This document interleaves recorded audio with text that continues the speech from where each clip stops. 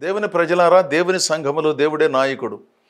ఆ తర్వాత సంఘానికి నాయకుడిగా దేవుడు దైవ సేవకుని నియమించాడు. వారు చెప్పే మాటలు వినాలి, అక్కడ పాడే పాటలను శ్రద్ధగా వినాలి, ప్రార్థన చేసుకోవాలి. ఒకవేళ అక్కడ ఏదైనా సరిగా జరగటం లేదు అనుకున్నప్పుడు దైవదాసులతో కూర్చొని మాట్లాడాలి, వాయిద్యకారులతోనూ గాయకులతోనూ కూర్చొని మాట్లాడాలి.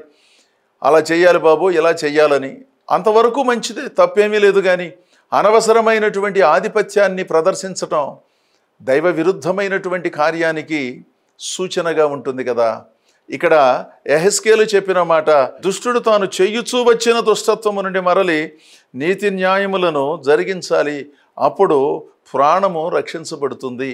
దుష్టులు తమ తలంపులను మానవలను, యెహోవా వైపు తిరిగిన ఎడల ఆయన వారి మీద జాలిపడును, వారిని బహుగా క్షమించును. ఈ సామాన్యమైనటువంటి సంగతిని మనందరం అనుసరించి, ఒకవేళ తెలిసి కానీ తెలియక కానీ ఏదైనా పొరపాటు జరిగితే దేవుని సన్నిధిలో మన ఆలోచనను అవగాహనను మార్చుకుని ప్రార్థించినప్పుడు అద్భుతం జరుగుతుంది, స్వస్థతలు వస్తాయి.